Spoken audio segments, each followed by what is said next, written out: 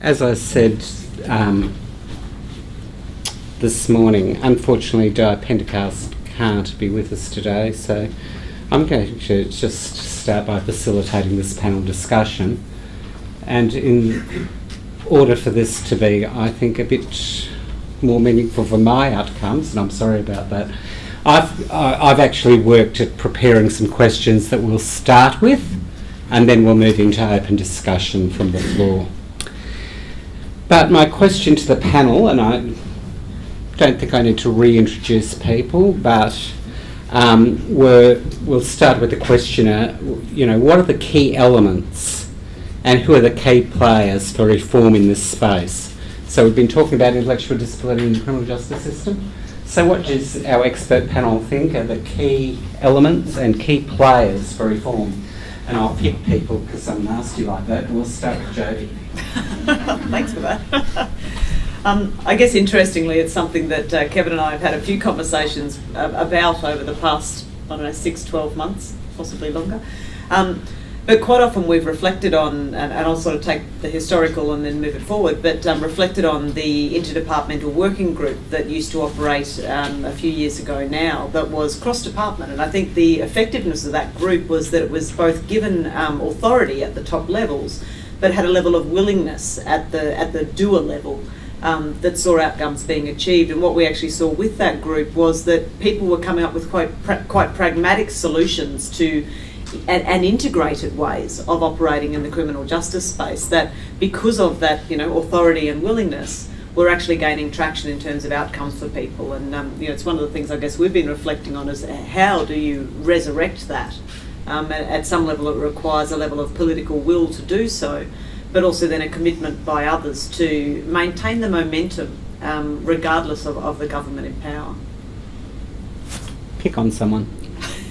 My own size. Anyone? I'll have a quick go. Look, I can't prescribe anything I think should happen in Queensland, but what's been really interesting for me just spending the 2 days with you here is the diversity of the people in the room. So it's been really interesting to see that we've got the family planning people, we've got the sexual assault people, we've got a whole range of people who, if you said to sort of somebody who didn't know this space very well, who should be in a room when you're talking about criminal justice, I think there are people here who obviously are sort of self-identifying as being sort of key to it. And I think one of the things we haven't really done is we haven't actually articulated properly who the stakeholders are. And I mean, this is a really good example, but perhaps if we had this in South Australia, we might have a different set of stakeholders. Who's to know? But I think that's one of the key challenges, is to actually have people self-identify as, yet they're the people I'm talking about. It's sort of like kind of sound like a broken record sometimes, but we are talking about a similar group of people, but we're not using the same language to do it. So I think there's a real need to push now to kind of consolidate who we're talking about. So for instance, the Public Health Association of Australia has a national working group called the National Complex Needs Alliance. And there's also a completely weird kind of group of people in that space. But also it's the same kind of people who are turning up saying, yep, they're my people. And I think that's a real key challenge at this stage of the game, is for those of us who do identify it as the space that we're interested in, but to actually describe it and define what it is a bit more, so that when certain jurisdictions or certain agencies say, oh no, that's not my area, we really need to be arguing that it is. I think one of the issues, I'm not sure people who haven't been represented here, is the drug and alcohol sector. Because I think they're probably a really important group where a lot of the people, certainly have ended up somewhere in those kind of that NGO sector, being serviced by that group of people as well. And the homelessness sector. And homelessness, yeah, indeed. I think it's a very complex question you've asked, Mark, because there's so many layers to it, and I think when we wrote the Disabled Justice Report, and when I refer we, that was QAI in 2009, it highlighted the complexities on many levels. So there's what I think has been touched on is all of the social service arenas, range from specialist disability right through to drug and alcohol and rape crisis centres, and all of those, through to housing, through to disability services itself. So, you know, that may not be around in the future, but NDIS type governance, through to corrective services, police, and then the court systems, legal aid, and the community legal centres. So it's quite a comprehensive, and then there's a whole range of things that need to be done at that. And to me, one of the first things, particularly for people with that we've talked about, people with intellectual disabilities or cognitive impairments who are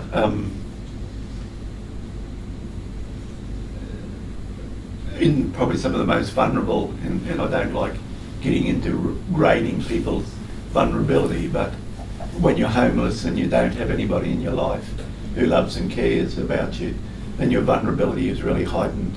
And it's about how you provide information to people to even understand, you know, what are their rights and what do they need to be careful of, and that cohort of people we found in some case studies where relationships, the longing for relationships, was so important that they opened themselves up to great vulnerabilities and being exploited by other vulnerable people, but people with a bit more street savvy and etc. So it's a really complex area, and it's not just one system, it's many multi-layered and cross-inverted systems, I think. I think one of the challenges too when you've got multiple systems involved is making sure that you avoid the sort of bystander effect, as in, you know, oh, there's so many, that's all right, someone else will do that. So I'd absolutely acknowledge that you need to have all of the systems around the table, but there also need to be very clear and defined responsibilities for each of those systems so that people know this is what I'm doing to contribute to this, and you know, being able to understand that overarching strategy as well. Okay, so given that there are so many players, what are the challenges about creating evidence for the reform that we're after with so many diverse spaces to play in, and what sort of data that do we need for the purposes that would be helpful in providing, you know, evidence for this? So just simple questions to answer. I mean, it should be. I can start with Yeah, I'm going to give Given that one I'm to the you, data Contessa. veteran, I'll have a go. We like your data. I survived, almost. Yeah. I mean, you know, wherever you go in this area, whoever you talk to, people, you know, particularly in governments, people are saying we need the evidence. And I mean, what's always really interesting in terms of the data that we have is that every time we present it, everybody just sits in the audience and goes like that. So, you know, and our data set has been extremely hard fought, you know, in the sense that we thought we were completely naive, of course, which was probably the best possible thing we could be at the beginning of the process. And so were the agencies who signed on and said, oh yeah, we'll give you our data, not really knowing what that would actually entail and what it would mean.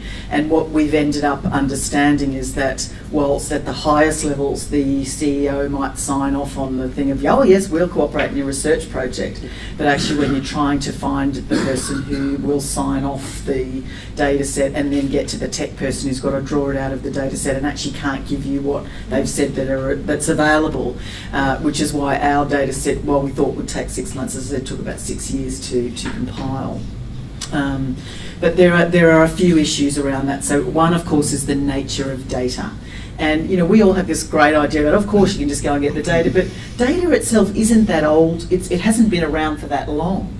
So when we went to the agencies that we were seeking data from for the individuals in our cohort, we could really only get decent data from the late 90s or the mid 90s. And prior to that, it was patchy because data collection systems are just changing all the time, and they've been changing underneath a whole set of influences which are about measuring and system outcomes.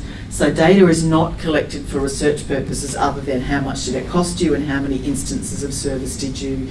So, I mean, I guess that's one of the things, is that the nature of what we collect in terms of data is it's just been an ad hoc thing that's kind of, we've just, you know, every time we've developed a new database, we've stuck a few things in. I think there's also a larger issue around how we collect data about things nationally. So, one of the things around, I did a large project last year around violence against disabled women. And when you look at the actual data that's out there, the kind of, national household surveys, the personal safety survey, all those sorts of things, they are household surveys. And most of the women that, Kevin's been talking about, lots of people have talked about here, are not in households. So we're not even at the point of actually understanding who the constituents are. So I think there's a really huge job of work to do in terms of what kind of data is needed, how we, it should be easy, theoretically, given that technology and we live in the age of big data. So we should be able to organise our systems a bit better. So I think there's a particular bit of advocacy that could happen around the nature of data, and part of the problem we have, of course, is that none of us call things the same thing. So to count something, you've actually got to agree what it is and identify it, and I think there are a whole range of things that we can see from anecdotal evidence and from qualitative studies, which are also really important, but to make the real arguments for change and for funding for change, I think you have to have the numbers. And I just think we haven't even really thought through what the number situation needs to look like. I just wanted to, there's not much you can add to what Leanne Dowse says about data in this area. Just wanted to register that caveat. But it does strike me that there are some decisions that could be made that aren't enormously difficult decisions about data and the collection of data that would liberate a lot of very useful data. And one of those decisions would be to get the corrective services ministers together of the states and territories and get them talking about why it's so important for us to have access to data about what's going on in corrective services and in the prisons. Not because we want to show up the prisons or corrective services for letting us down and having systems that are inconsistent with human rights or anything like that, but just because we want to know what's going on in the prisons so we can help them do the job that we know that they would like to do when they have private conversations with us. So it's a tough decision, and you'll need to repeal section 132 of the Corrective Services Act in Queensland, but that would be a start, because this is everything we've been talking about in the last 2 days is about trying to avoid a situation where people with intellectual disability are in prison, and yet we can't even get access to the prisons to talk to people with intellectual disability. It's just a fundamental problem there. So I would see that as a critical thing we have to address, and after the prisons, then we need to work with the police as well. The police have been a lot better at working with researchers, I think, and all credit to them, but let's start with the prisons and then move on from there. You want to say something about privacy legislation? I don't know whether you...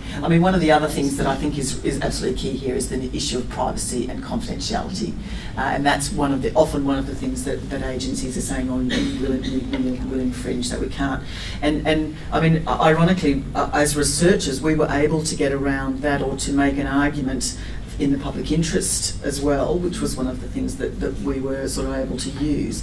And also that as researchers, we were not disclosing to anybody else. So one of the problems we've had, and one of the problems that agencies in New South Wales have, who now come to us and ask us about their own data, in a sense, is that they themselves can't share information.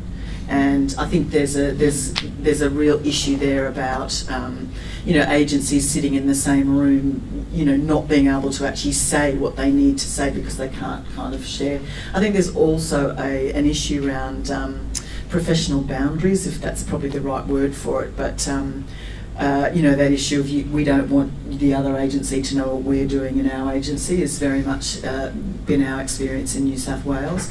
We produced some reports for several government agencies who required us to take out the long versions of those case studies because they felt that people reading them from other agencies would recognise who that person was and therefore know what their agency had or hadn't done in relationship to the person. And what was also very interesting about that is that almost every person who looked at the long form said, "You have to take that out because everyone will know who it is." And of course, no one knew who they were. I mean, but everybody, and part of that is about the fact that most people in agencies think these people, the examples that I use, are atypical. And in fact, we've got thousands of them, and they all look very similar, or many of them look very similar. So I think that that's the net effect of not being able to share data across agencies, is that every agency thinks their own kind of people are very particular and exceptional in particular ways, when in fact what we've been able to show, I think, is that they're not. Yes, and I think privacy is often used as an excuse not to cough up. And I just set my privacy review yesterday, because all state government employees, as you probably, if you are, know, and I passed. So one of the things is, of course, public interest, but it's for research, and if this is not a public interest matter, then tell me what is. But also it's about the relevant information you're sharing. You know, you don't need to share people's names, their addresses, or whatever. But when I was at QAI, we did some cost-benefit analysis, following 10 individuals, and by the individual telling their story, then that allowed us to cut across different agencies, because it was them telling their story, and the agencies then couldn't use privacy as an excuse not to participate in the data collection. I think it's Article 33 of the CRPD that outlines the obligations of the state in data collection. I think it's very complex, but it's one, you know, data around disability in a whole range of areas that lead to the criminal justice system. You know, there's just a paucity of it, and it's totally appalling. And I think the strategies is to start to use, even if it's poor data, but to look at working with Treasury and actuaries to really start cutting to the grist in what is the economic cost. I think that's part of what I was thinking, as both you and Leanne were talking actually, was that or government espouses, I guess, a whole of government approach to, and a bottom line to addressing the issues at hand for them as a government. And yet when it does come to issues such as these, where there's a strong need to roll these figures down to a bottom line and go, what is the cost to government? Not what's the cost to this agency or that agency or whatever, but what is the cost to government, and how do we reduce the cost to government? And if there was a greater willingness, I think, to approach it at that angle, or from that angle, I'm sure we would see far more effective outcomes, because your data clearly showed yesterday the cost to government was significant. And the one that stood out for me was the young lady, 5.5 million by the age of 21. I went home to my partner last night and I said, they could have given me a million, I would have raised her really well, thanks. Sorry, I was just having a couple of thoughts then when you were speaking, Kevin, about the issues of accessibility for participation in research for people with disabilities. And the role of universities and the national, I can't remember the NMDS. Kathy? NHMRC. That's the one. And the National Health Medical Research Council. And also just thinking about the data collection stuff. There's this whole process going on with some services at the moment, particularly like in our service area in communities, around moving to outcomes-based reporting. And one of the things that they're not looking at is disability statistics. So they want gender statistics, they want cold statistics, which is good. But no, this whole idea of actually identifying whether someone has and it's a very hard thing to identify, let's just be frank. But yeah, it's just this thing about, how do you record which grouping, is that necessary? But I guess, yeah, is there room around what the government's doing at the moment around renewal to look at perhaps research outcomes as well? So just wondered about that. Can I just? I mean, there are sort of international frameworks for that's what the WHO is, for instance. I mean, not that we would necessarily want to go down that track, but I mean, at least there are frameworks that are in place. And, you know, we've got the census, we've got the Australian Bureau of Statistics. It's sort of, I mean, one of the problems with the kind of data collection that you're talking about is that it is for service and statistical purposes. So, for instance, we've tried to link our data to Centrelink data and to the SAP data, the supported housing data, and that data is all collected at the. I mean, probably many of you report into those data sets, but they are collected. They're covered by legislation, so that when you provide your minimum data set via a statistical linkage key, and then that's sucked up to the federal, it's covered by legislation, so that researchers can't get access to it. Other things that are also impacting on access to data are things like, in our work around violence against disabled women, we would have a very strong idea that where the data collection's happening is in the National Abuse and Neglect Hotline, you know, those sort of areas, commercial and confidence, so you can't get access to the data. So there's almost, like there is no national framework. And I think that will be even, I'm not so sure about how data collection will happen under the NDIS, but I'm not really particularly optimistic because, in a sense, data then evolves to the marketplace and NGOs themselves, that really what's going to be collected through the NDIS will just be actuarial.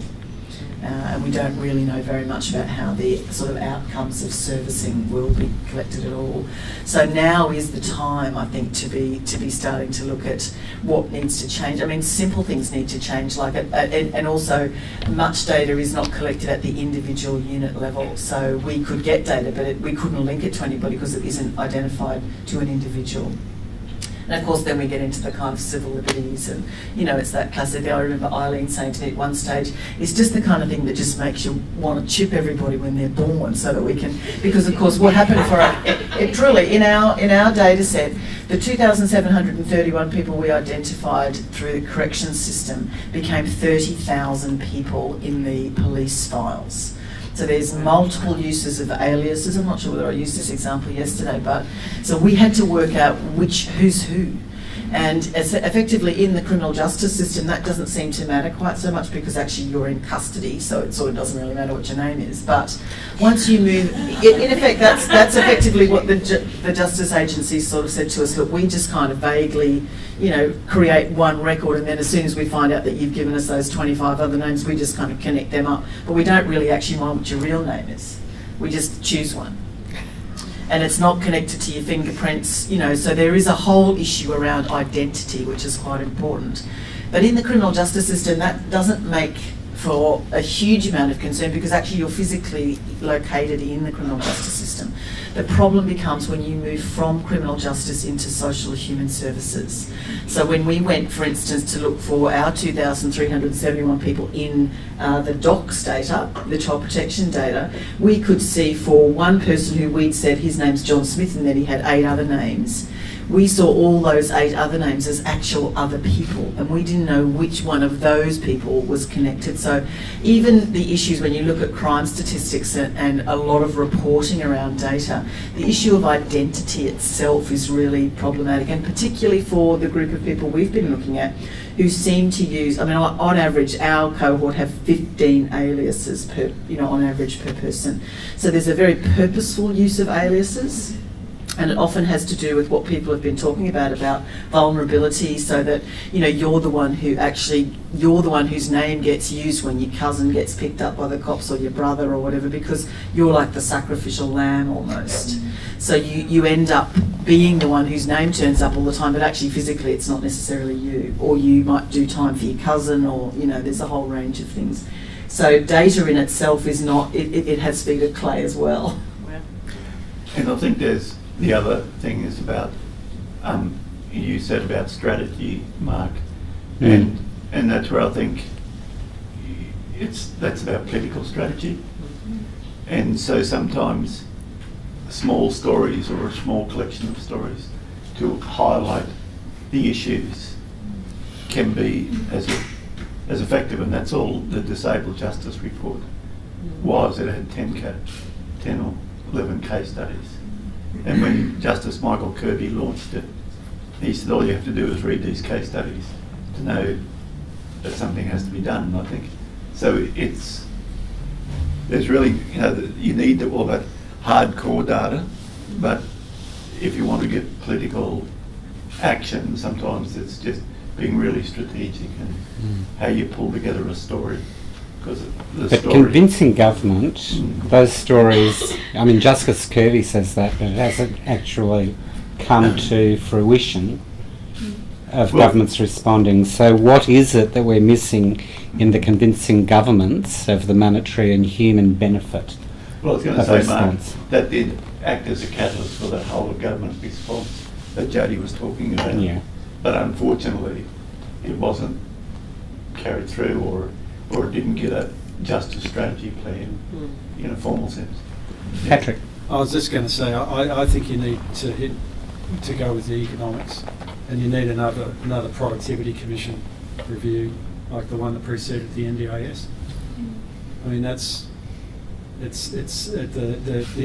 the human rights stories are critical, and the narratives, they're all critical, that they're persuading people who are already convinced of the need for action. It's, everybody here knows that we need to do something. What made the critical difference with the NDIS is that the Productivity Commission said it, and it's national, which means you get that national response, you get a uniform response, and, actuaries are all about evidence, That's what being an actuary is all about. So that's when you'll get the sort of, national political mileage and funding behind, because once the federal government starts spending money, they want to make sure that they're spending, X on a package rather than X to the power of 10, So I think that's the sort of thing you need to have happen, and maybe what Graham was saying this morning about political leadership in that area, we're just going to have to wait till that materialises. Okay, you've got the phone, the microphone, sorry.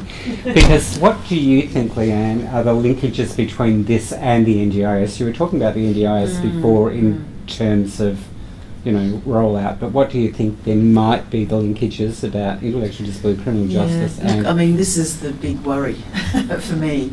Not so much around intellectual disability, but more the group of people that I'm thinking about as people who have complex support needs, of which intellectual disability may well be a part, but also what we also know is that the issues around identification and diagnosis and IQ levels, and I'd recommend to anybody who's interested in that kind of thing to read Simon Whittaker's work around what does an IQ actually mean, what does intellectual disability actually mean. He's a psychologist, a statistician who's worked with testing, and has basically argued that IQ testing has any IQ point has a confidence level of about 9 points. So if and he uses the example of executing a person or not executing them based on whether they have an intellectual disability or not. If you've got an IQ of 71, you can be executed, but if you've got an IQ of 7, you can't. And so there's a whole lot of issues around the way we're tackling this whole area around what does diagnosis with an intellectual disability really look like. The other thing he does in his book is he also debunks the myth that adaptive functioning testing has any reliability or validity whatsoever. And he's really talking about how measuring IQ and intellectual disability, particularly for the group of people I think that we're largely looking at in the work that many of us are doing around people at the sort of mild, if you like, end, the mild to moderate or even the borderline group, that our current thinking about what intellectual disability kind of means really isn't working for us in terms of what that group is. So that raises the issue for me of how will somebody who has complex support needs, of which maybe cognitive impairment is a part, actually become a participant of the NDIS. So they will need to apply for eligibility. That in itself is an extremely, I don't know if anyone's actually had a go at doing that yet, but get on the website and start to go through that process. I mean, you know, you're sort of doing these ones by. So it in itself is a very complex process. And I guess the other thing that I'm very concerned about is what we all have talked about and everybody's agreed is that the support needs of this group are really complicated. They're really diverse. They can be really, that they have both the breadth and the depth of need. And which ones of those get sheared off as being about disability and therefore being able to be dealt with under the National Disability Insurance Scheme, and which ones of those are about more mainstream, you know, how do you disentangle intellectual disability from every other thing that happens in your life is really a real problem. And I think the more complex your presentation, the more likely that's going to be really difficult. And I think also for this group, I think we will see a push towards the sort of mainstream services. But, you know, we've already been trying to get these people dealt with in the mainstream for however many years. That's, you know, and actually that really hasn't worked. So, you know, in the sense of what the NDIS might be able to achieve, you know, there are these people called linkers, whose job it is to link you with your mainstream people. And, you know, from what I've heard linkers doing, it's, you know, going to the local Rotary group and saying, you know, or the Scouts and saying, oh, would you mind if we brought a person with an intellectual disability in? I mean, that is just not what the group of people that we are looking at need. They need proper advocacy within all of the range of the systems, which we currently don't have. And I'm not really sure how the NDIS is going to deal with that. And my last sort of tirade about the NDIS, and not that I'm not against it, but I think we just haven't thought through at all really the issues for people with complex support needs around the NDIS is, will they choose to actually apply to become a participant? Because it is a voluntary scheme. Nobody can make you apply. And there will be a whole lot of disincentives for the group of people we're looking at because they are actually system shy. Every time they've come near a system, they've either been arrested or they've had their kids removed or they've, you know, they've been locked up or involuntarily detained. So they are not likely to want to actually throw themselves at another set of government systems. And that to me is really a concern. I think too, and you were touching on it, and Kathy, I think it was in some of the things you were talking about yesterday. I think too, it's the issue of the NDIS won't fund, I guess, things that are provided by other systems, and that's not just mainstream systems. That, you know, if it is in the corrective space, then they're not going to do that. And yet, as you were saying yesterday, Kathy, you know, the importance of, for instance, as someone's coming up to leave a corrective institution, the importance of ensuring that support's there to assist that reintegration process, to support that transition. And many of those supports aren't custodial, post-custodial supports. They are, and are likely to be anyway, disability supports for the cohort that we're talking about. And yet I'm not sure whether we're going to see that true integration occurring. I'm not sure that the NDIS are going to send the money on in. Yeah, I had a conversation about that with the NDIS person in the Newcastle region trial. And she was basically saying there is no reason, if you can demonstrate that what the person needs is disability support in their transition out of prison, that would not be funded. But it'll only be funded as a transition process, and then they'll have to be reassessed once. So there is an opportunity there for that to happen, which is good. Let's all, you know, think that's terrific. But only for the transition process, not necessarily once the person's out. Just throw something into that mix there. As you were talking yesterday, it struck me that for this cohort, Tier 3 is really problematic for all the reasons that you've said, but it really looks like classic Tier 2 work to me. Creating a context in which a response can be created, leveraging off the NDIS. And by comparison, the NDIA is currently struggling with the whole notion of housing. So if you kind of use that as an analogue, there are multiple pathways to the circumstances that people find themselves in, which aren't simply about disability, which Tier 3 is supposed to respond to. Our problem at the moment is that Tier 2 is supposed to respond to. Our problem at the moment is that there's almost no real rigour around Tier 2. Because it's been subsumed by the obsession with the marketplace. So I would suggest that there is an opportunity to engage with the NDIA around a Tier 2 response that is based around community development responses that leverages off the data that you've already collected about what those pathways are. And that resonates with a whole bunch of the other conversations that are going on around access to healthcare, around housing, education and so on. I think one of the greatest challenges in the NDIS is that it was supposed to bring cultural change in the way that there was a contract between the government and the individual and the person that had choice and control. But I think one of the great dangers is all we're doing is transformation of a culture from the broken system that the Productivity Commission identified into the new system that no one really knows what it means, and some of the things that I see as don't fit with the notion of choice and control.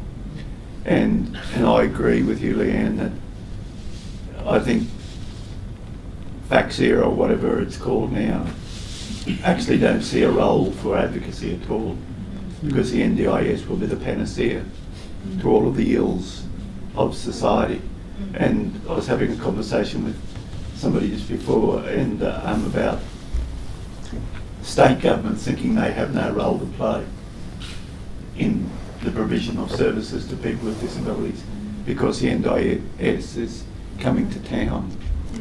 Yes. And yet state governments are the major providers of goods and services, including the criminal justice system. And I fear that people who have fallen through this broken system now are being serviced by corrective services, and that will continue. Just reflecting on what Kevin was just saying then, I think if you look at the NDIS legislation, you see that the Administrative Appeals Tribunal has an absolutely pivotal role in providing a space within which advocacy groups will be able to advance arguments about how these things should play out in their context. I know that we've moved away from intellectual disability in the criminal justice system here, but it's worth mentioning that it's the test cases, if you like, that the AAT is going to be considering in the next 6, 12, 18 months, that it's going to be absolutely vital that advocacy groups build networks and develop networks now so that they're all talking to each other about what sorts of positions need to be put in the AAT. And the president of the AAT, Duncan Kerr, is aware of these sorts of issues, and I would think that the AAT will be receptive. And there are open standing provisions in the AAT, so there will be opportunities for advocacy groups to participate. But it's really important that people get together now and start thinking about the sorts of arguments they want to put around how the legislation is going to be construed and applied in context. I was at a forum last week and I was just thinking about it as we were talking then. We were looking at people with complex needs, but more from the complex sort of medical side of things at the forum we were talking about last week. But one of the models, I guess, of support that we were thinking about and conceptualising in that discussion would potentially be just as relevant with this cohort. And it was around the notion of, we've swung the pendulum so far to the individualising of funding solutions that we're missing those other supplementary funding solutions that can create just as much value. And what we talked about at that forum was, wouldn't it be great if there could be a mix where individualised funding was certainly there and available, but also that, there were, like our local area coordinators here in Queensland, where they have a pool of discretionary funding that they can tap into to, purchase this or purchase that or enable access to something or whatever. But then on top of that, we were talking about, another layer that would be of really good value would be actually funding communities to provide services with a designated population group. So it's targeted, or I'm not sure if there's another word for that kind of funding, but where they're given the money that is specifically aligned to a subpopulation or whatever, with the view to creating community based solutions that generate outcomes. And You know, I look at this kind of cohort and think that kind of solution would potentially be just as effective as well. I just wanted to endorse that idea, and a lot of what we've seen in the UK context, where not that they have an insurance scheme, but they have had individualised funding, person-centred funding for a very long time, is new forms of collectives. So where individualised transfer of funds from government to an individual, but there's been a whole lot of innovation in that sort of collective production of either people around particular communities or people in particular locations. But it's not a thing that we've seen here yet, but I suspect you might be absolutely right that there is maybe a new landscape now for that kind of collective or new thinking about how people might want to clump together to utilise their funding could well and truly happen. Leanne, for my former sins, I was very fortunate to work in a homeless service running mental health and disability services, and we had numbers of people who came through who had individual support packages in excess of 150,000 who didn't access any support through that system. They accessed support through homelessness services.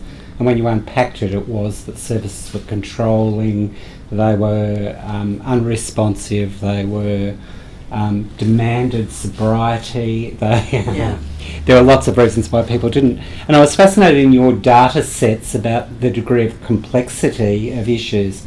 One of my favourite lines in that service was that someone was talking and the coordinator of the service said something about dual disability, and the person said, "What's that?" And she explained it was when you had... And they looked very longingly and said, "Oh, to only have two." Which says it all. But in your data sample yesterday, multiple drug and alcohol, intellectual disability, mental health, domestic violence, gambling addiction. That's one of the things we do that we haven't done yet is debt. Is another key driver of people into the criminal justice system. One of the things I'll just say very briefly also just about that is about the kind of theoretical approaches, because what we've been stuck with is the idea that it's dual diagnosis or comorbidity or whatever it is, the terms that you use. But one of the things that we're really trying to develop is this complexity analysis, this complex needs analysis. There's a whole body of theory, if anybody's an amateur theoretician, around that's been derived from things like chaos theory. Does anyone know where the butterfly flaps its wings in the Amazon and the hurricane hits the course? But there are a couple of key insights that come from that sort of thinking, and one of them is this phenomena called emergence, emergence, and basically what it's arguing is that when you look at a complex phenomenon like that, like somebody walking into the homelessness service, you can never actually imagine what the key elements are. So you think about it like orchestral music. When you hear a symphony, you can never actually, or if you heard every individual instrument separately, you would never be able to conceptualise what the symphony sounds like. And I think that's such an important insight, because when we see people rattling around the homelessness, homelessness, they're rattling around the criminal justice system, it's that classic thing of whilst ever agencies are dealing with one particular need, none of us actually apprehend what the emergent phenomena of the absolutely dreadful lives that people are living. We know that because of our observation of those lives themselves, but there's such a gap between what we know as people and the anecdotes that we share and actually what our service system is actually able to kind of comprehend. And that's where something like arguing around complex support needs says this is a complex policy problem that does not have individual single solutions. So I think some more of that sort of discourse around, let's just recognise that the very presence of complexity is something that we must take account of. That it isn't just trying to add up which one of the 10 possible things we can say, that one plus that one plus that one plus that one, because they're interlocking. And we in our research, I can't remember, we were sitting around where we came up with the idea that they're negatively synergistic. But basically, once they interlock, then a vulnerability in one area increases your vulnerability in others. So it's just sort of these mechanisms that are happening, and they're not directly causal. A plus B doesn't always equal C. A plus B can equal X, Y, and Z plus. Thank you. Now, you've all indulged me because as the convener I just was very nasty then and hogged all those questions. It's now over to you. Yes, Robin. Kevin, something that both you and Leanne brought up in terms of the NDIS sort of triggered off a thought for me in terms of it's a buy-in system. And so therefore, is there a possibility that there will be a greater push from local governments, from the state governments to actually coerce people to leave the state government system and buy into the NDIS in terms of that, which could then create, you know, like to shift the burden of the funding from state and into the NDIS, which I sort of see could possibly build greater instances of homelessness, criminal activity, when people are actually not able to achieve the same levels of support that they currently have inside the state systems. Just one thing to say is that what the NDIS is proposing is a total revolution of the way funding happens, so there will be no state funding. Yeah. All disability funding will be at the federal level and will be on an individual basis. But That's the proposal at the This minute. may be, though, mental health services going, oh, you've got an intellectual disability now, but over there, and you know, Yeah. move the But funding. That's based on a buy-in situation. Yeah. So people still have to. So for those people who are unable or unwilling to sign up to the NDIS, I see that. Yeah. as They'll being- still be doing what they're doing now and probably moving Except- into the criminal except- justice. Well, I in also Queensland, think there'll the be state actually government's a doing greater Yeah. instance of that, and so therefore will not the federal state governments need to do something about that? Well, what we've seen the federal government do is decrease funding for all those mainstream services to the states in this last budget. So that's the elephant in the room. I think your point also about housing, that is the absolute, those mainstream services are currently the elephants in the NDIS room as far as I can understand, because there will be a much stronger demarcation between what's a disability funded thing and what's not. Yeah. And as Kevin pointed out, the state government here is saying that they won't be in the disability arena after the introduction of the NDIA, which means that all those people who are below threshold for individual supports are below threshold for generic supports. I guess effectively in Queensland, as a choice, government will no longer be a provider that can be chosen for services. And that's certainly where they're heading, and there are, you know, there's already been plans and there's already work occurring in that space to, I guess, shift that tide and move people in the other direction. I think the other service systems are interesting though. I dare say that the cost of disability supports within those other systems has been significantly underestimated. My office did a study last year, an inquiry last year, and tabled a report in Parliament where the figures that we obtained from health for people who have an intellectual disability or cognitive impairment residing in long-stay health facilities. The figures they gave us was, I think, and I'm a bit rusty because it's been a while since we tabled the report, but 75.28 million to support 271 people. I would dare say that 75 odd million hasn't been reported as being part of the NDIS budget from the state contribution. And yet they're clearly disability supports that are being provided in those environments. We don't know. Thanks, Robin. I think I just need to clarify that I hear people telling me that's what they're hearing from the states all around Australia as well. But whether that's the reality of the leadership within the disability, like the DGs and whatever around, is another thing. But I think there's this assumption that, all people with disabilities are here as consumers of disability services and not, participants as citizens of every other service. Yep. Anyone else? It's possibly more of a comment, maybe to a question. I guess just touching on some of the feedback around the complex needs and also the privacy issues, and probably just a reflection for ourselves around if we can't achieve this reform here and now, what can we do in our own backyards that might in fact be able to make a difference for some of the people that we're actually working with. And I know prior to the last machinery of government changes just around bringing together all the human service agencies. Toowoomba itself had implemented what then morphed into complex needs panels. Yes. Which was getting, and I know they went then They were around the great. state, but there was quite a shift in terms of bringing Education Queensland, health, disability services, police, various people to the table, housing as well, where a person, and the original arrangement we had set it up on was if somebody was engaging with the justice system or 2 to 3 agencies, then they were welcome to be eligible. Yep.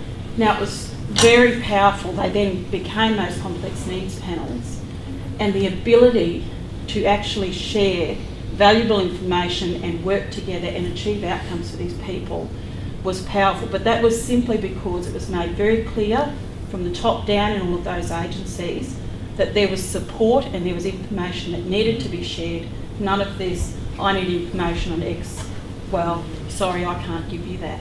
The information flowed so much more freely, and the ability to work with that individual led to some great results, which I guess leads me to say the evidence of the data, yes, is incredibly powerful and is needed, but it is all of that qualitative stuff, I guess, that Kevin has referred to that in the report as well, because sometimes that's what the ears who we need to sell it to package it as sexy, because that's what we need to achieve, might make the difference. And then it's who are those ears? I guess that's not what I'm hearing about who is the ears that are willing to hear it in Queensland, or is it nationally? There's an incredible urban myth in government in Queensland that people can't talk to each other on the ground level and create solutions. And it literally is an urban myth. There's no policies that say you can't. There's no legislation that says you can't. You know, privacy doesn't stop you. And it's really interesting that that myth has been perpetuated over time. There's nothing stopping, people on the ground coming together and having those conversations, whether you call them complex needs panels, whether you call them case coordination meetings, whatever, by whatever name they go by. There actually is nothing stopping them occurring. But again, that myth prevails. It's, as I've reflected in my opening address yesterday, often the best solutions are affected by starting at the bottom up. And I think, unfortunately, in some respects, it's actually around people and having the right people who are willing to have those conversations to garner those solutions. Those complex needs panels were a prime example. In some regions, they were just so incredibly effective, and you look at them, you think, wow. But when you look at other regions, they fell apart almost as soon as they started. And I do think it was around the people around the table, the personalities who were around the table, less so than the positions that people were in. Yeah. Yes. But I absolutely, I think I do encourage, at the ground level, to see if you can garner that interest, find those critical friends, pursue those meetings that have those and encourage those valuable outcomes. What happened to them? Are they still going? Oh, that was in a previous role. Inadvertently, I think in some areas they are still maintained. There's nothing that said get rid of them, but I don't think they've all maintained their momentum. So I think it's now just region by region. I think one of the really positive things from the criminal justice aspect is from those, the police who've been attending were far more inclined when there was a person with a disability, they would ring us and say, would you mind coming down? Yep. So-and-so's going to be interviewed, and they would be more inclined to ask either the caseworker at Disability Services itself or an advocate to actually attend in company with that person, because they had much greater awareness. So that in itself is One of the problems with the complex group we talk about is they give consent for people to share information, and then they get annoyed and withdraw consent for people and then they give consent for people to share information. So it can be a bit of a nightmare, but it is a very effective methodology. Any other question from the group? Because my final question for this panel is, where do you people think we should take it from here?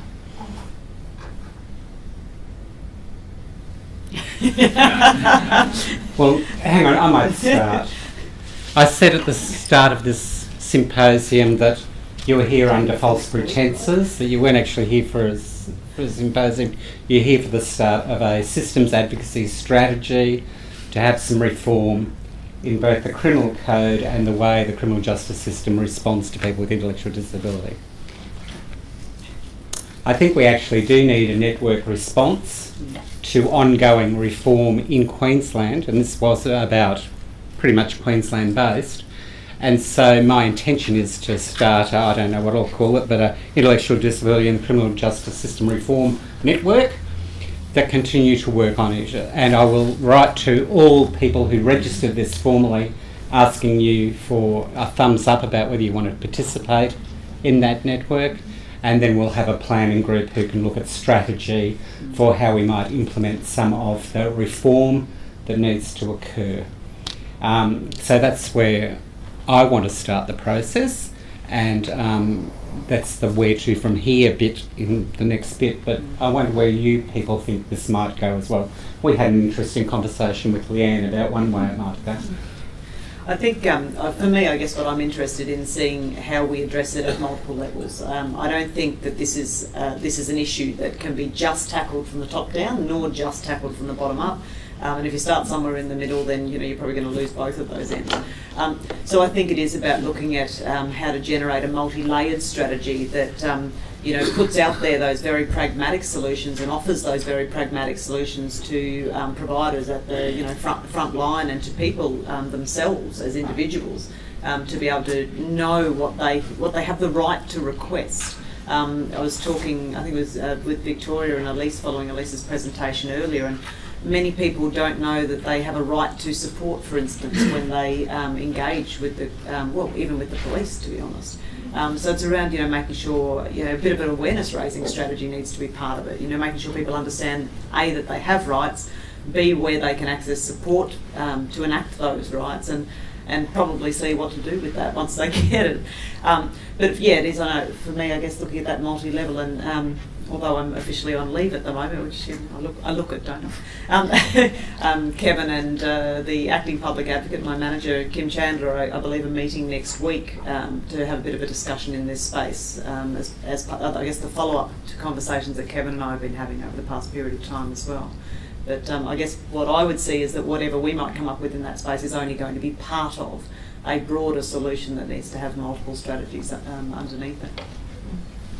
Perhaps I'd just say something from the research perspective, given that's kind of where my location is. But I mean, one of the things that I really particularly enjoy about the work that I've been doing in this space is its translation into the sort of sector and into practice. So I mean, lots of people do research, and academics are always accused of being in the ivory tower, etc. But I think in this space there's a real kind of agreement that there's a real partnership between frontline people, between NGOs, between government agencies, and between researchers, because we're all committed to seeing much better outcomes. So I mean, for instance, we've had a quick conversation about wouldn't it be terrific, and also I mean in a way for researchers also to influence our fellow researchers, because we have a lot of people doing research in very siloed areas as well that doesn't kind of help the cause. So one of the things Leanne Bassler and we were just talking about, and we just talked about with Patrick, was perhaps looking at an academic publication from some of the wonderful papers that have been produced here.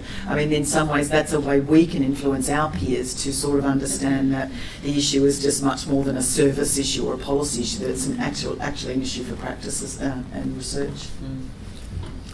Can I supplement what Leanne just said by suggesting that you reconvene this event in the not too distant future, but obviously it might need to be a few months away, and then you conduct focus groups using nominal group technique so that you can generate structured lists of issues that need to be resolved, and then we set about organising a national survey. And we conduct focus groups in as many states and territories as we can, a little bit like what we did with the Discover project report that we did last year, so that we can take the sort of wisdom that's the collective wisdom that we've got in the room, augment it with similar work in other states and territories, so that we can develop a rich research outcomes that will mean when we do have national leadership on this issue, like we had with the Productivity Commission report that was the predicate to the NDIS, we've got that research ready. And we can just say, look, this is what needs to be done. And in the meantime, I think we've just got to keep on working on our political leadership. And Graham identified this morning a few leading lights, and we need to turn some other people around. And I guess just elaborating on that, I was speaking to Jody about this yesterday. I was in the morning tea, and I was in a group of people, and we were talking about the statistics around the growth in the number of people in Queensland who are identified as having an intellectual disability. And it struck me that if we could do some really good research that maps those populations within electorates in Queensland, that would be really powerful political information that could be used to raise this issue amongst politicians. I acknowledge that many people with intellectual disability are homeless or in poverty and have weak connections with families, but I'd bet that virtually every person in this room has ended up in this sector because we've got family members with disability, and it strikes me that it's a powerful constituency for reform. You remember that when Tim Fischer was Deputy Prime Minister, the whole Special Disability Trusts reform was largely a personal crusade. And Kate Patterson, of course, was supportive of that. So there are millions and millions of people in Australia who are connected by family relationships or friendships with people with intellectual disability who want to see reform in this area. So I think we've got to get a bit more strategic, politically strategic about what we do, and do research that's politically strategic. I mean, I just refer again to that change.org petition that the Aboriginal Disability Justice Campaign did to bring the Roseanne Fulton issue to the Senate. They got 200,000 signatures in a week.